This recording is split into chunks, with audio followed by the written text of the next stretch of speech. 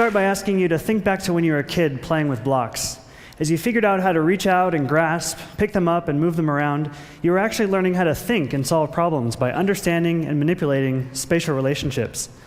Spatial reasoning is deeply connected to how we understand a lot of the world around us. So, as a computer scientist, inspired by this utility of our interactions with physical objects, along with my advisor Patty and my collaborator Jeevan Kalanithi, I started to wonder, what if when we used a computer, instead of having this one mouse cursor that was like a digital fingertip moving around a flat desktop, what if we could reach in with both hands and grasp information physically, arranging it the way we wanted? This question was so compelling that we decided to explore the answer by building siftables. In a nutshell, a siftable is an interactive computer the size of a cookie. They're able to be moved around by hand. They can sense each other, they can sense their motion, and they have a screen and a wireless radio. But most importantly, they're physical, so like the blocks, you can move them just by reaching out and grasping. And siftables are an example of a new ecosystem of tools for manipulating digital information. And as these tools become more physical, more aware of their motion, aware of each other, and aware of the nuance of how we move them, we can start to explore some new and fun interaction styles. So I'm going to start with some simple examples. This siftable is configured to show video, and if I tilt it in one direction, it'll roll the video this way. If I tilt it the other way, it rolls it backwards. And these interactive portraits are aware of each other. So if I put them next to each other, they get interested. If they get surrounded, they notice that too. They might get a little flustered. And they can also sense their motion and tilt. So one of the interesting implications on interaction we started to realize was that we could use everyday gestures on data, like pouring a color the way we might pour a liquid. So in this case, we've got 3 siftables configured to be paint buckets, and I can use them to pour color into that central one where they get mixed. If we overshoot, we can pour a little bit back.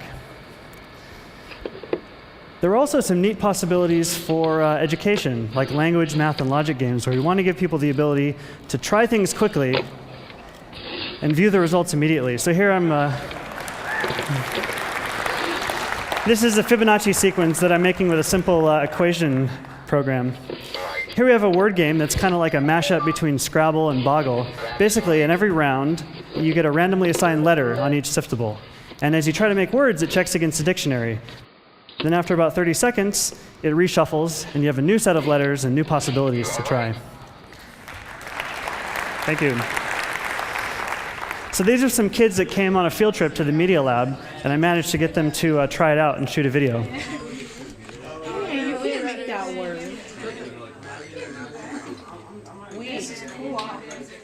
They really loved it.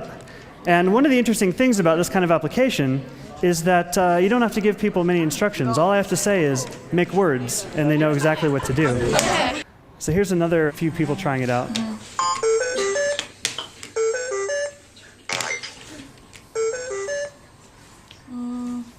That's our youngest beta tester down there on the right. Turns out all he wanted to do was to stack the siftables up. So to him, they were just blocks. Whoa. Now this is an interactive cartoon application. And we wanted to build a learning tool for language learners. And this is Felix, actually. And he can bring new characters into the scene just by lifting the siftables off the table that have that character shown on them. Here he's bringing the sun out. The sun is rising. Now he's brought a tractor into the scene. The orange tractor. Good job. Yeah.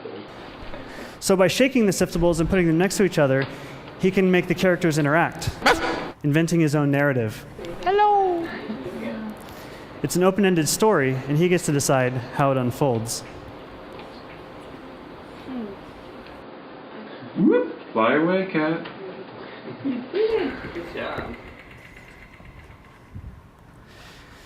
So the last example I have time to show you today is a music sequencing and live performance tool that we've built recently, in which siftables act as sounds like lead, bass, and drums.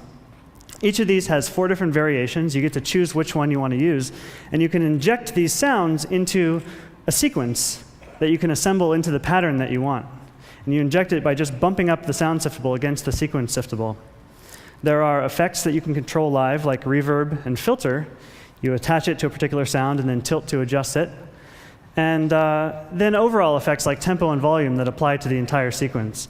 So let's have a look. I start by putting a lead into 2 sequence siftables, arrange them into a series, extend it, add a little more lead. Now I put a bass line in.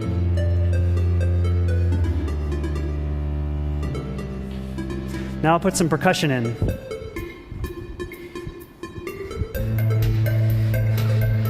And now I'll attach the filter to the drum so I can control the effect live. I can speed up the whole sequence by tilting the tempo to one way or the other. And now I'll attach the filter to the bass for some more expression.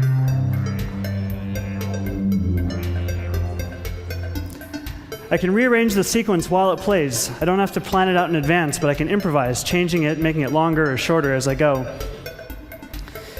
And now finally I can fade the whole sequence out using the volume siftable tilted to the left.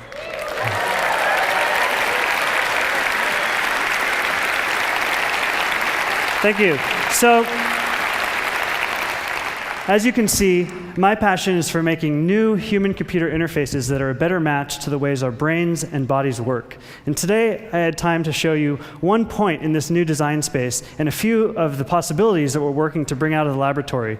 So the thought I want to leave you with is that we're on the cusp of this new generation of tools for interacting with digital media that are going to bring information into our world on our terms.